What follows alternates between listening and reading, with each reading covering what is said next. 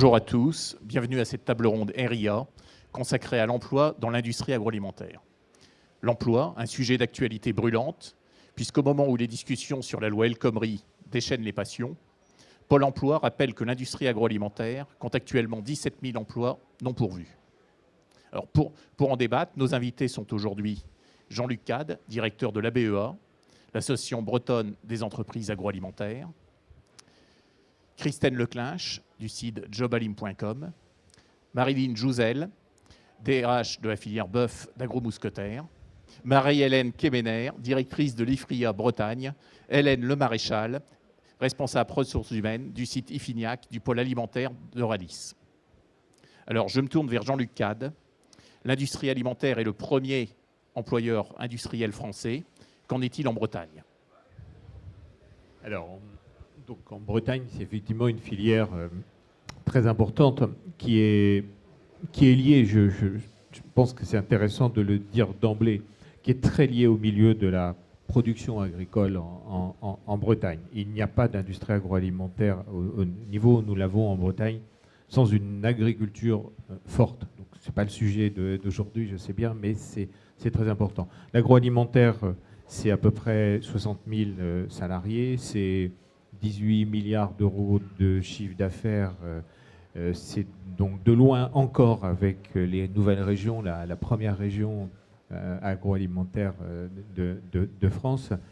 C'est surtout un milieu d'entreprise très diversifié, au sens où nous avons des très grandes entreprises qui ne sont pas forcément de taille, d'ailleurs, qui sont de dimension internationale sans être des multinationales que l'on trouve dans certains autres secteurs.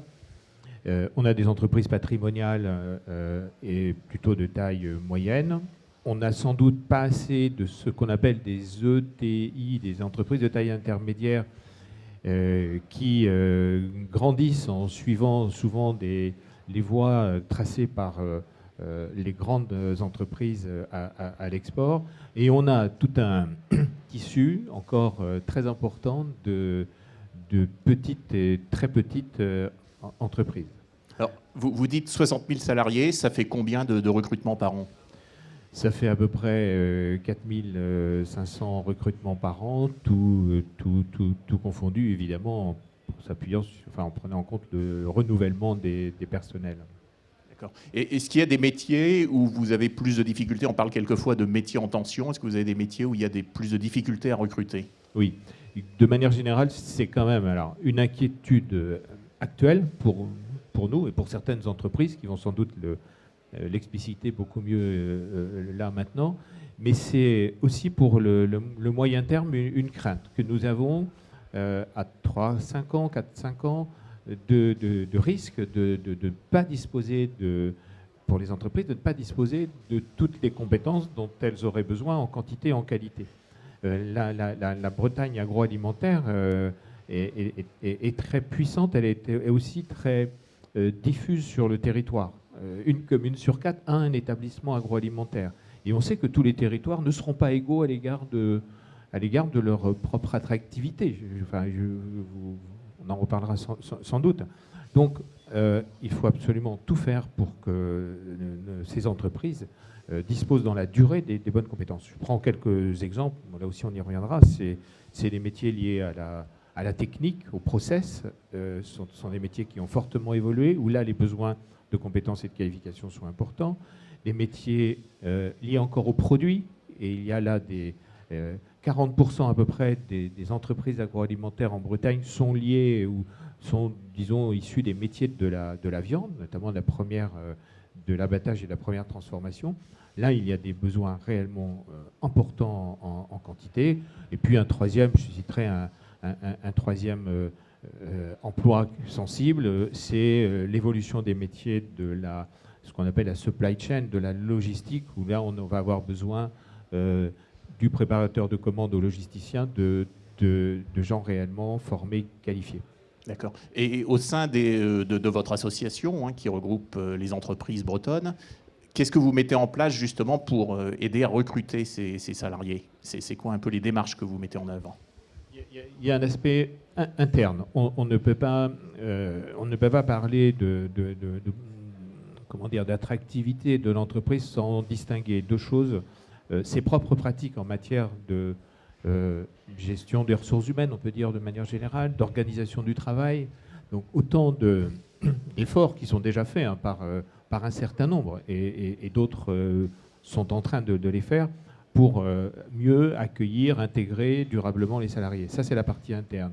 Et puis, c'est ce qu'on fait ici au CEFIA, et pas que au CEFIA, dans d'autres manifestations, c'est aller vers les différents publics, les jeunes, les demandeurs d'emploi, pour, j'allais dire, convaincre, montrer, expliciter. C'est ce qu'on fait ici, c'est ce que l'on fait à l'occasion de la semaine de l'industrie, c'est ce que font les entreprises lorsqu'elles acceptent, et elles le font de plus en plus, hein, malgré parfois des critiques qu'on voit en retour sans trop connaître sur les process et l'agroalimentaire de manière générale, mais c'est en ouvrant les portes, et les entreprises commencent à le faire, qu'on va sans doute améliorer. Et c'est aussi, troisièmement, en travaillant avec les acteurs de la formation et de l'emploi. En fait, les structures intermédiaires qui conseillent, orientent les jeunes et les demandeurs d'emploi vers les entreprises. Je pense à, bien sûr, Pôle emploi, mais les structures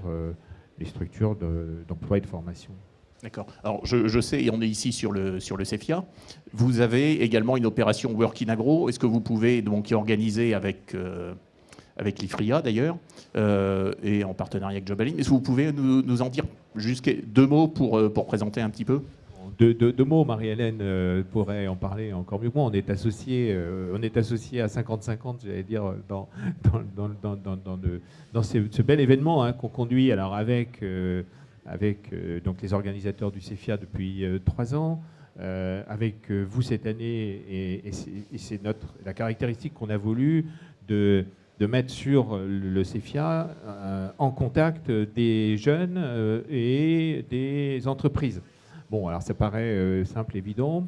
Pour nous, ça ne l'est pas toujours. C'est assez compliqué. Donc là, on a mis, et avec votre appui, une interface Internet qui a permis au plus près de trouver, de mettre en place des rendez-vous. Et au 3e jour, début du 3e jour, les choses sont bien parties. Alors, c'est une manifestation parmi bien d'autres que conduit l'IFRIA, et encore une fois, les entreprises elles-mêmes qui, sur leur territoire, on le voit bien, ouvrent de plus en plus leurs portes aux visites et à l'accueil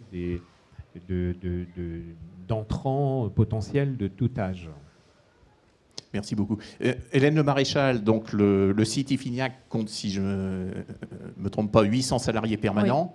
Oui. Est-ce que vous pouvez nous présenter un petit peu les métiers et donc les profils que vous recherchez en priorité, si je puis dire? Alors 800 salariés sur le site, avec 80% dans la filière production et logistique. On a quand même 5 unités de production et une énorme plateforme de logistique. Donc je rejoins un peu ce que dit Jean-Luc, c'est les métiers de la supply qui sont aussi importants. Aujourd'hui, on recherche 3 types de profils, principalement. Le premier, ça va être le conducteur de machine. C'est un métier qui a fortement évolué. Ce n'est plus la personne derrière une machine, mais c'est quelqu'un qui doit avoir du potentiel de compréhension, de comprendre bien ce que c'est que l'amélioration continue de la performance. Le deuxième métier, on n'en a pas parlé, mais je sais que souvent on échange, c'est les techniciens de maintenance, où là, on sent une véritable pénurie sur le marché. Demain, pour nous, un technicien de maintenance sera à la fois un expert, mais également un pédagogue, puisqu'il faut qu'il aille transmettre son savoir aux équipiers de terrain. Donc, c'est des profils qui sont véritablement en train d'évoluer. Donc, on travaille notamment avec l'apprentissage beaucoup là-dessus. Et le troisième métier qui est fondamental chez nous, c'est le manager. Voilà. Parce que sans bon manager de proximité, vous n'avez pas de bonne entreprise. Sans bon conducteur de machine, vous n'avez pas de bonne entreprise. Donc, ce sont les 3 métiers phares de l'industrie, pour ma partie, puisque je suis plutôt basée industrielle. D'accord. Alors peut-être, si on essaye de les prendre, je ne vais pas dire les uns après les autres, mais peut-être quand même essayer de voir un peu le conducteur de machine. Comment est-ce que vous recrutez? Quelle technique vous utilisez en fait? Alors on a pris le parti dans le pôle alimentaire Groupe Euralis, dans les Côtes-d'Armor, de pratiquer une embauche qualifiante. Aujourd'hui, le préalable pour être recruté chez nous, c'est accepter de rentrer dans un parcours de CQP, donc les certificats de qualification professionnelle, qui permettent, de développer une employabilité sur tout le périmètre de l'agroalimentaire, puisque les compétences sont reconnues et sont communes à tous, et deux, d'arriver à trouver et détecter les potentiels d'évolution derrière. Un conducteur de machine chez nous va apprendre son métier, va apprendre toute la philosophie Lean, l'amélioration continue, puis il peut évoluer vers des rôles de facilitateur, de coordinateur, d'animateur, de tuteur. Donc pour nous, aujourd'hui, le préalable, et les 2 derniers plans d'embauche que j'ai réalisés sur le site sont comme ça, sont par l'intermédiaire d'une formation qualifiante CQP qui se fait et en externe et en interne, bien sûr. D'accord. Et quand j'irai pour le salarié, le CQP, et donc j'ai bien compris, ça permet d'avoir une vue sur l'ensemble des entreprises, et je dirais, mais également, est-ce que ça se traduit de façon sur le plan du salaire C'est très logique. À partir du moment où il y a un co-investissement des salariés et de la direction dans une formation qualifiante, s'il obtient cette qualification, bien sûr, il a des conditions de rémunération et de statut qui sont différentes. D'accord. Technicien de maintenance, donc vous nous en avez parlé, donc vous disiez qualité, pédagogie. Alors pourquoi et comment ça se met en œuvre, je dirais, au niveau du recrutement? Comment ça se détermine? Alors, c'est difficile de détecter le potentiel de pédagogie chez un technicien de maintenance, comme des fois chez des RH d'ailleurs, il n'y a pas plus de pédagogie. On va dire qu'on privilégie fondamentalement l'apprentissage. C'est vraiment pour nous la filière essentielle pour intégrer des profils qui s'adaptent à notre parc machine et qui s'adaptent à la culture de l'entreprise et à ce qu'on veut en faire. Donc, vraiment, le privilège, c'est l'apprentissage. C'est pour nous la voie royale pour avoir les techniciens de maintenance de demain. D'accord. Et l'apprentissage, c'est à quel niveau en fait? C'est quel On va arriver sur de l'apprentissage à niveau BTS. D'accord. Et donc, manager de proximité, c'est plus de la promotion interne, c'est plus du recrutement, c'est... L'un des points aujourd'hui faibles, mais je ne pense pas que ce soit dans l'agroalimentaire, mais ça l'est, c'est pour nous le maillon essentiel de la chaîne et le manager de proximité. Dans le groupe Euralis, on a une politique très offensive puisque 80% de nos managers doivent venir de la promotion interne. D'où l'importance de recruter des conducteurs de machines qui auront des potentiels et des velléités à passer manager. Donc ça, c'est un objectif mené par le groupe. Après, on va aller chercher des profils différenciants. C'est-à-dire qu'on n'a aucune base en disant je veux des BTS et licences pro.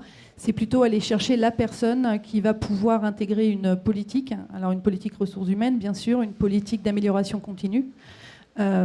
Faut savoir qu'aujourd'hui, par exemple, un responsable d'équipe, c'est pas un encadrant qui a une équipe de 20 personnes et qui leur donne les plannings.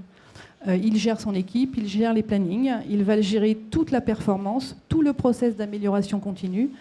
C'est vraiment aujourd'hui un périmètre qui pour nous a vraiment évolué et il faut les accompagner. Donc aujourd'hui plutôt promotion interne, mais s'il y a des profils complètement différenciants ou des gens qui aiment manager, qui aiment encadrer, on sera très ouvert à toutes ces candidatures. D'accord. Oui, je crois que vous étiez un petit peu pilote, enfin le site d'Ifiniac, sur tout ce qui est équipe autonome, un petit peu. Alors, c'est un peu ça.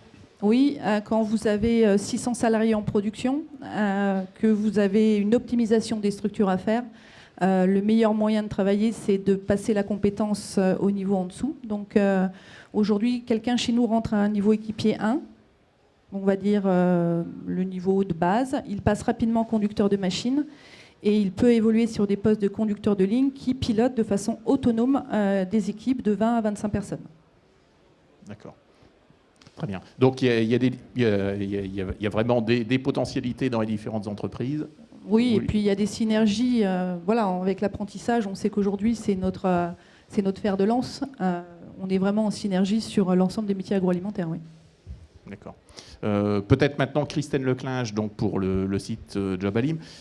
Qu'est-ce qui est mis en œuvre justement pour trouver et mettre en relation les demandes des entreprises et les profils? Quel est le principe mis en œuvre? Alors, en effet, comme on a pu le voir dans les différentes interventions de ce matin, le besoin aujourd'hui des entreprises d'avoir des gens spécialisés. Donc, nous, on est parti en fait de l'idée d'avoir des sites spécialisés d'emploi qui concernent uniquement des professionnels d'une même filière. On s'est appuyé en fait sur l'expérience d'un site qui existe depuis 14 ans dans la filière du vin, qui s'appelle VitiJob, qui a fait ses preuves. Le site s'adresse uniquement à des professionnels, futurs professionnels d'une filière. Donc on s'appuie, Jobalim, c'est l'initiative du magazine RIA. On s'appuie sur ce réseau pour trouver ces gens spécialisés. On a aussi passé pas mal de partenariats avec des associations d'écoles, d'anciens élèves, d'écoles spécialisées. Et on va multiplier de plus en plus les actions qu'on peut avoir avec par exemple sur le Work in Agro, avec l'IFRIA et la BEA, pour entrer dans ce réseau et faire connaître le site et vraiment apporter des solutions par rapport à vos besoins en recrutement, les problématiques du recrutement aujourd'hui dans la filière agroalimentaire. D'accord. Alors justement, votre intervention sur Work in Agro, c'est quoi en fait? Parce que quel est le lien entre le site internet et... Alors, comme l'a expliqué un peu Jean-Luc tout à l'heure, on est surtout intervenu sur la partie technique pour mettre en place en fait des prises de rendez-vous en amont, que l'entreprise puisse préparer en amont son salon. Et donc, on utilise une interface qu'on utilise déjà depuis 4 ans sur la filière vigne et vin qui est vraiment adaptée au job dating. C'est pas le but de créer une frontière à nouveau avec le CV, parce que le job dating, c'est vraiment là pour optimiser la mise en relation, ce qui est notre mission principale. Donc, c'est juste, le candidat va se présenter très simplement et l'entreprise va pouvoir faire sa sélection et planifier un petit peu son job dating. Mais toujours en gardant la liberté du Work in Agro, parce que c'est ce qui s'est passé pour certaines entreprises qui avaient planifié une partie de leur rendez-vous et laissé libre aussi, certains candidats pouvaient venir se présenter durant le salon. Alors j'ai compris qu'il y avait une importance forte chez vous de l'apprentissage. Donc peut-être pour le coup, voir avec Marie-Hélène Kemener de l'IFRIA, nous présenter peut-être un peu l'apprentissage en Bretagne déjà en quelques mots, ce que ça représente. Voilà. Oui, donc peut-être rapidement, IFRIA Bretagne, on est l'outil des industries agroalimentaires en Bretagne dédié à l'apprentissage, au développement de l'apprentissage. Ça fait 20 ans qu'on existe. Aujourd'hui, on a 300 apprentis qui sont répartis dans toutes les entreprises du Grand Ouest, parce qu'on sort aussi de la Bretagne. Et on se rend déjà compte, quand on donne ce chiffre, 300 apprentis pour 60 000 salariés, c'est vrai que ce n'est pas assez. Je crois qu'il faut dire aussi les choses comme elles sont. 300 apprentis dédiés à la production, parce que chez nous, on est vraiment sur les métiers production et métiers connexes à la production. Mais on rencontre les mêmes difficultés pour remplir nos formations que les entreprises ont pour leur recrutement. D'abord parce que le contrat d'apprentissage, c'est un contrat de travail. Donc voilà. Et puis parce que les entreprises l'utilisent majoritairement pour recruter. Donc c'est ce que vous disiez tout à l'heure, c'est pour vous le meilleur moyen d'intégrer des nouveaux salariés. Donc nous, on doit aussi faire des efforts, s'adapter constamment à ces jeunes, mettre en place de nouveaux outils pour aller les chercher, pour les fidéliser, pour aider nos entreprises à les intégrer. Et puis aussi s'adapter au changement des métiers, à l'évolution des niveaux de qualification, parce que on voit aujourd'hui donc les conducteurs de ligne, auparavant on était plutôt sur du niveau 4, donc niveau bac. On est en train de grimper parce qu'on leur demande plus de polyvalence, on leur demande à la fois d'être opérationnels sur certaines tâches, mais aussi d'intégrer des groupes de réflexion sur l'amélioration continue. Donc on est en train de grimper en niveau. Donc nous, on est là pour ça aussi, pour les métiers de demain. Voilà. Justement, alors c'est quoi, vous dites on grimpe en niveau, c'est-à-dire c'est quoi concrètement sur quelques exemples de métiers? Si on prend, je disais, le conducteur de ligne, aujourd'hui on est sur un niveau BTS, parce qu'effectivement on demande des gens qui peut-être demain rentreront dans d'autres parcours de formation interne où on leur demandera des compétences, mais surtout parce qu'on est en train de passer aussi à de la robotisation. Nos entreprises ont besoin de gagner en compétitivité, donc on est sur des groupes de travail, d'optimisation de l'organisation. Donc tous ces métiers forcément nécessitent des compétences supplémentaires par rapport à ce qui pouvait exister hier. D'accord. Et ça, vous avez des partenariats avec des écoles spécifiques Oui. pour trouver, j'imagine? Voilà. Alors aujourd'hui, comment on fonctionne? Parce que quand on a été créé, tous les IFRIA fonctionnent de la même façon. On est ce qu'on appelle un CFA sans mur. Donc on n'a pas d'outils de formation en interne et on n'a pas de formateur. On a été créé comme ça. Je pense que c'était aussi une volonté de la part de l'Association nationale des entreprises agroalimentaires, c'est de créer une structure agile, donc capable, à un moment donné, le besoin émerge, on y répond, le besoin disparaît, on n'est pas lié à la disparition de locaux ou de postes de formateurs, on les fait bouger. Voilà. Donc ça, c'est notre principe de fonctionnement. Du coup, on a des partenaires pédagogiques qui sont répartis un peu partout en Bretagne. et qui sont spécialisés selon les métiers qu'on souhaite. Aujourd'hui, pour la maintenance, par exemple, on a un lycée à Montauban de Bretagne. Pour les encadrants de proximité au niveau licence pro, on travaille avec l'IUT de Quimper. On a une licence qualité-sécurité du côté de Redon. Voilà. Donc on maille vraiment le territoire breton avec nos centres de formation. Voilà.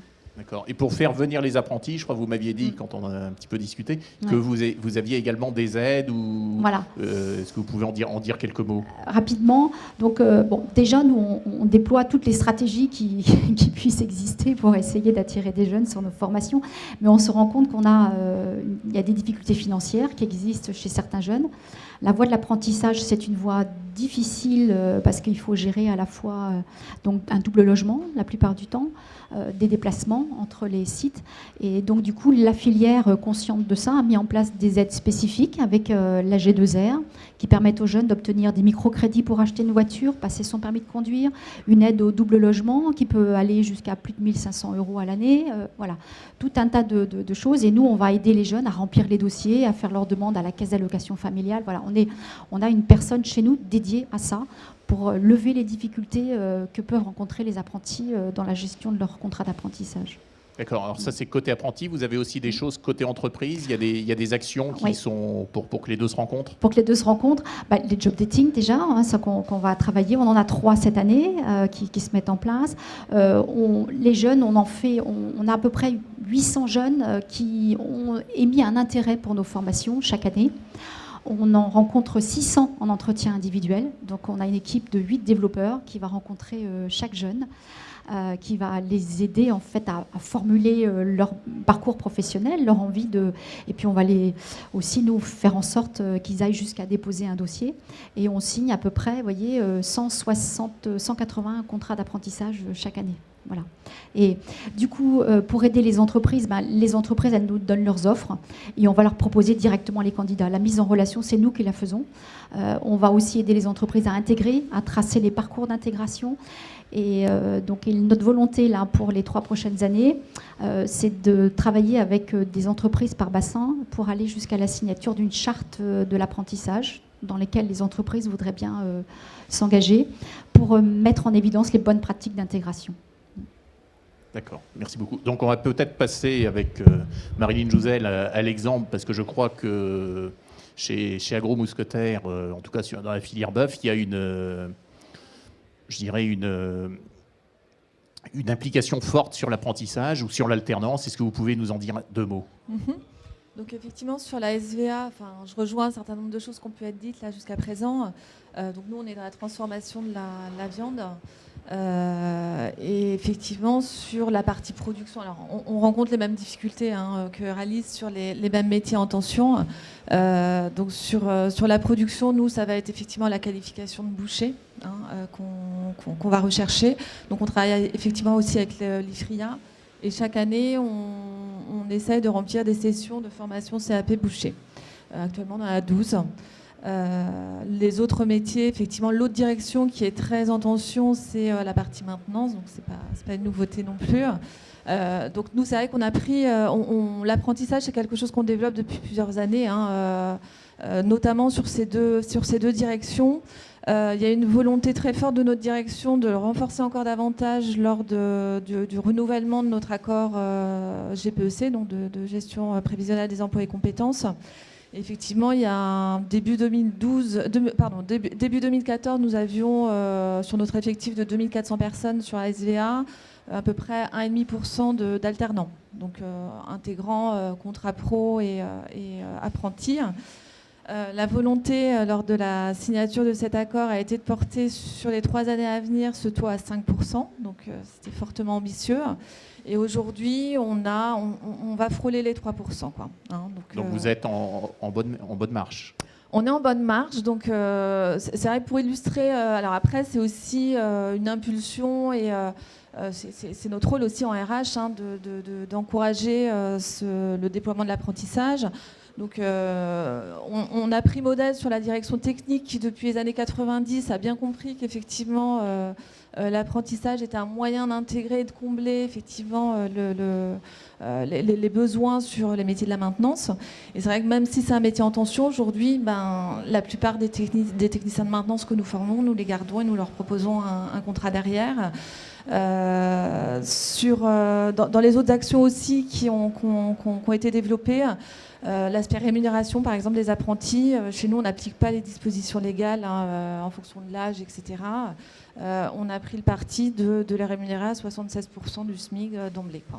Donc bon, c'est quelques éléments, ça ne suffit pas à combler tous nos besoins, mais bon, on se développe quand même. Et qu'est-ce qui fait, parce que bon, j'ai bien compris que vous essayez d'embaucher grâce à l'apprentissage, d'avoir un bon taux de transformation. Qu'est-ce qui fait qu'une formation par apprentissage est réussie? C'est quoi votre expérience? C'est lié au tuteur? Je pense que c'est l'alchimie de trois facteurs. Hein. Déjà la motivation du jeune, son potentiel dans le choix aussi de sa formation. Comme vous le disiez, ouais, le tuteur. Donc c'est vrai que nous, on s'est attaché, alors toujours au travers, notamment, on l'a bien martelé aussi dans notre accord GPEC, sur le rôle du tuteur et l'accompagnement et l'intégration effectivement qu'il fait auprès du jeune au sein de l'entreprise. Donc nous, systématiquement, ils ont une formation de 2 jours pour leur donner ce vernis tutoral et pédagogique qui est nécessaire pour accompagner un jeune. On est très attaché effectivement aussi à l'intégration. Après, c'est pareil, il y a des dispositifs de primes. On fait attention, bien évidemment, à qui tutore le jeune.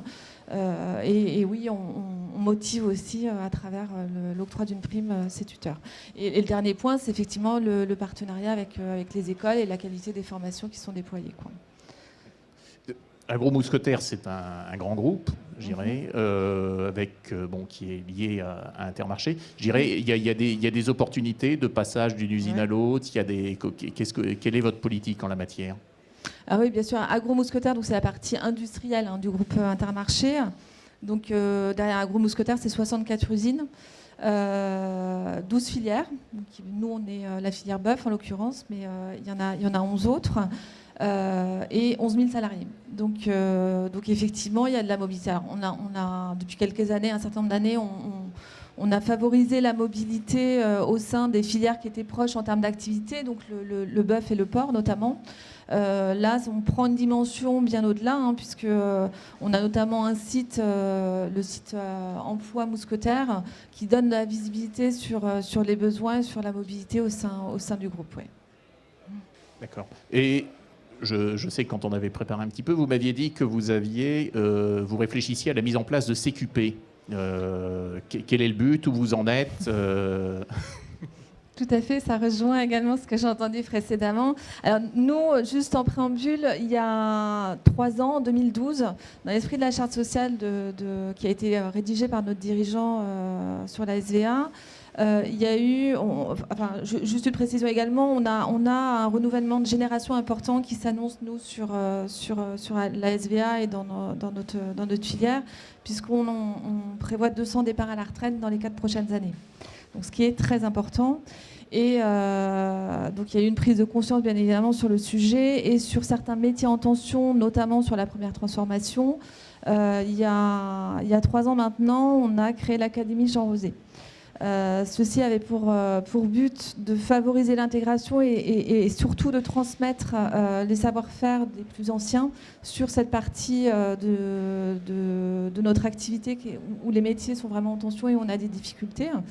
Et donc on a créé un pilote sur la partie abattage avec 6 personnes qu'on a accompagnées dans un parcours sur pas loin c'était 18 mois à 2 ans.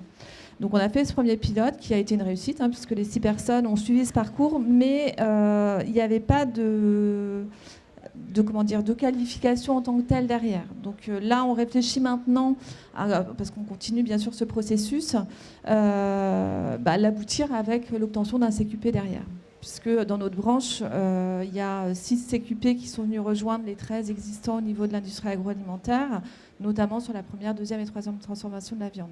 Donc ça, c'est un premier point, oui, sur les métiers de la production, où voilà, on a cette volonté vraiment de développer les CQP. Et à l'échelle d'Agro-Mousquetaires, il y a également l'université Agro-Mousquetaires, où là aussi, il y a des formations qui visent plus les managers de la performance industrielle et managers de proximité, où là, il y a des cursus de formation qui sont déployés, alors qui concernent là, pour le coup, les 64 usines. Et où on peut aussi, la vocation est de déboucher sur un CQP. Un CQP responsable d'équipe, responsable de secteur, différents CQP, et voire sur une licence pro dans une démarche VAE. Donc on impulse vraiment cette volonté d'avoir des parcours qualifiants. Et après, c'est vrai qu'on a aussi la réforme de 2014 qui nous y pousse. Et c'est vrai que dans 6 ans, quand on fera le bilan moins de 6 ans maintenant, puisque le temps avance, donc dans 4 ans, quand on fera le bilan avec nos salariés sur leur parcours professionnel, effectivement, il faudra qu'on justifie soit d'une formation, soit d'une évolution professionnelle ou salariale, ou d'éléments certifiants qu'on aura pu octroyer à nos salariés via la certification ou des démarches VAE.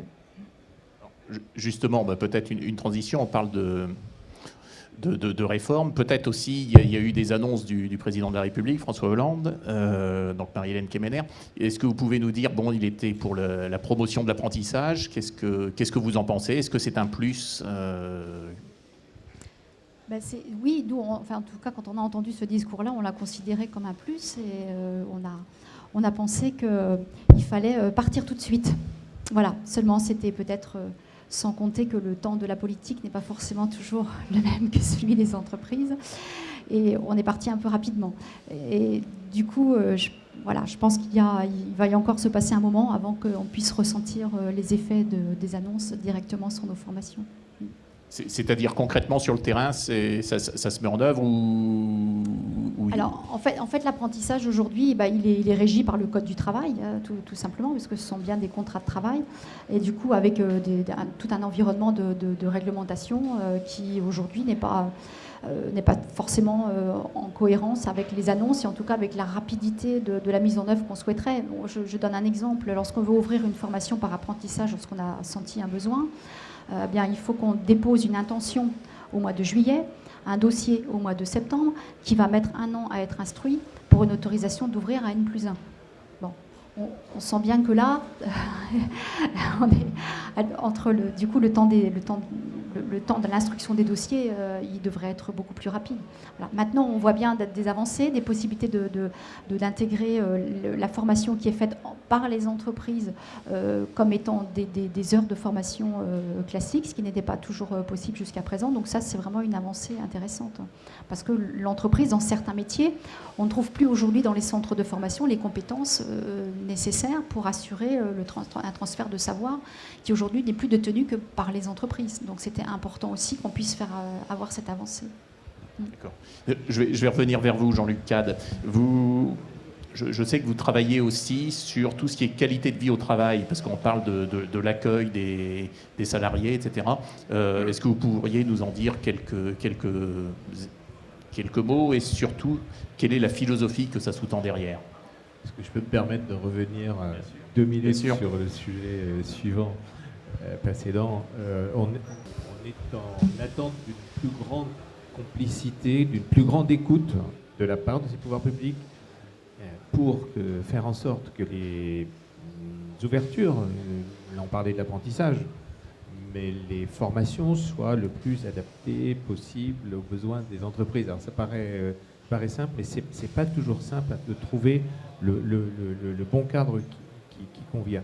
Et pour cela, on a d'ailleurs depuis 2 ans maintenant travaillé avec les organisations syndicales de salariés pour créer en région Bretagne et pour la première fois en France d'ailleurs, une commission paritaire régionale de l'emploi et de la formation agroalimentaire qui sera animée par d'une part les organisations professionnelles, essentiellement la BEA, COP de France et la Confédération des artisans alimentaires, et puis les 5 organisations de salariés.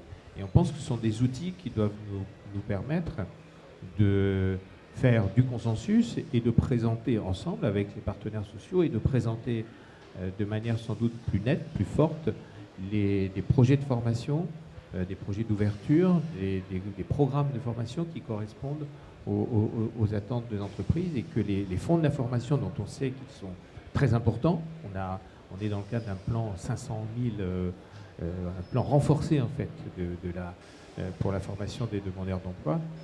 Il faut absolument que ces moyens-là soient investis de la manière la plus optimum possible. Et on pense que nous avons, les entreprises, un rôle à jouer avec, évidemment, les organisations syndicales.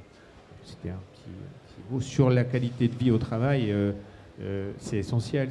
C'est le deuxième... et la qualité de vie, les risques psychosociaux qui sont associés, c'est la deuxième cause de risque sur des risques de santé au travail. C'est en même temps des pertes de compétitivité potentielle considérables pour les entreprises. Donc on le voit. On a eu la chance, je pense, d'avoir un accord interprofessionnel signé en 2013 qui donne un cadre très intéressant, intéressant, ouvert, qui donne une méthode de travail et d'approche pour définir tant sur le sujet emploi, formation, conditions de travail, prévision de gestion des compétences. On a un ensemble de communication interne qui nous permet d'intégrer cette donnée qualité de vie au travail. C'est comme ça que l'accord a été conclu et nous l'avons repris à notre compte avec les entreprises. Point où le 1er décembre dernier, c'est encore pas trop loin, on a réussi à organiser une conférence régionale qui a associé plus de 400 personnes en Bretagne avec les entreprises, les salariés, les syndicats de salariés, tous les acteurs de la santé au travail. Donc on a là un vrai sujet qui est porteur en interne d'amélioration réelle des conditions de travail et en même temps sans doute facilitateur pour délier les organisations, pour renforcer tous les processus que vous mettez en place d'optimisation de compétitivité. Oui, donc on peut parler les deux, il faut absolument parler les deux langages. Les deux ne sont pas antinomiques. Non, absolument. Si je peux rajouter juste un point, au niveau de la direction des opérations industrielles, donc du pôle alimentaire, du groupe Euralis, on peut aujourd'hui se féliciter que la première priorité, on a des axes, c'est la sécurité des hommes. Alors, c'est complexe à mettre en place, comment allier ça à la performance, mais aujourd'hui, et depuis 3 ans, et c'est renouvelé chaque année sur le pôle alimentaire, c'est la sécurité des hommes qui est la priorité numéro 1, devant l'efficacité, la performance, la rentabilité. Donc c'est un investissement fondamental pour les entreprises agroalimentaires qui, je pense, ont bien pris l'importance de ce sujet, que ce soit au niveau physique ou bien-être au travail. Et ça, cet investissement, ça se traduit dans des taux, on parle toujours de... Ça se traduit par un chemin long et pédagogique, puisqu'il faut que ça rentre dans la culture. En tout état de cause, on a réduit de façon très importante le taux de gravité. Alors, le taux de gravité, c'est le nombre de jours d'arrêt suite à accident de travail. Aujourd'hui, on a vraiment amélioré énormément nos indicateurs. Et là, on passe dans une deuxième phase qui est le comportement au travail. Aujourd'hui, les problèmes techniques, les problèmes ergonomiques sont traités. Par contre, on se rend compte que le comportement de chacun des salariés, alors du patron à l'ouvrier, on est tous concernés, c'est une grande partie des risques datés. Donc on met en place aujourd'hui des VCS, donc c'est les visites comportementales de sécurité. C'est un principe qui est basé sur la bienveillance, sur l'étude. Donc pendant 20 minutes, vous avez 2 visiteurs qui vont regarder un collaborateur et après, ils prennent 10 minutes avec lui pour lui restituer ce qu'ils ont vu dans son comportement qui pouvait être à risque, sachant qu'il y a une charte éthique, puisque le principe, c'est la bienveillance dans cette démarche, et on espère avoir de nombreux bons résultats dans ce point-là. Il y a des bonnes pratiques qui en sortent et qui sont diffusées après en interne, ou pas encore? L'idée, c'est toujours de se dire qu'on est responsable de sa propre sécurité et de celle des autres. Une fois que vous avez traité les problèmes techniques, une fois que vous avez utilisé l'ergomapping, les ergonomes, il faut s'adresser directement à la personne. Les métiers de l'industrie agroalimentaire ne sont pas plus dangereux que d'autres. Voilà, ils ont leur spécificité. Donc prendre en compte la sécurité déjà pour soi-même, c'est un point important. Aujourd'hui, par exemple, on met en place en pilote, c'est le 2e site qu'il fait sur le pôle alimentaire, où on fait des échauffements-étirements. Voilà, donc on a une unité qui a commencé. J'ai eu les résultats hier, je suis estomaquée. Mais voilà, donc maintenant il y a 5 minutes d'échauffement-étirement et c'est bien faire prendre conscience aux gens qui sont responsables de leur santé aussi, donc qu'ils en prennent soin. C'est plutôt dans cette orientation qu'on va sur le bien-être au travail. Peut-être une dernière chose, je sais que sur Work in Agro, vous avez organisé un concours que vous appelez Imagine, donc qui vient présenter un petit peu les entreprises agroalimentaires ou la vision qu'en ont les étudiants. Est-ce que vous pourriez nous dire ce qu'il en est? Parce que je crois que la remise des prix a lieu bientôt. Donc. Oui, donc on a 5 organismes de formation qui ont concouru et on va remettre le prix là tout à l'heure. Il y a des choses qui se destinent. Je ne vais pas le dévoiler juste avant la remise voilà. Donc, mais on est effectivement bluffé de cette vision et ça, je pense que c'est des outils qu'on va réutiliser par la suite pour essayer d'attirer les jeunes vers nos métiers. Mais on a une vraie valorisation en tout cas de leur parcours et de leur vision de l'industrie agroalimentaire qui est très intéressante. Concrètement, ça se matérialise comment? Est-ce qu'on peut le voir sur le stand? C'est quoi en fait ce concours? Voilà, alors il y avait le concours, l'idée c'était que un groupe de 3, 4, 5 jeunes, donc ils imaginent sur tout support, tout support était possible, donc une façon de valoriser l'industrie et les métiers de l'industrie. Donc on a aussi bien de la vidéo, qu'on a une affiche aussi, mais on aurait pu avoir autre chose. Et puis là, du coup, on va remettre le prix là tout à l'heure. J'ai ma petite idée sur la question, mais je pense que voilà. Mais en tout cas, on est sur le stand Work in Agro dans le hall numéro 4 et tout le monde peut venir voir. Tout est exposé, tout est en l'affiche et les affiches sont là et la vidéo tourne aussi. Voilà. Très bien. Écoutez, merci beaucoup. Je crois qu'on arrive au terme de cette table ronde. Je pense que ça va être justement l'occasion d'aller voir la remise des prix. Donc merci à tous pour votre participation.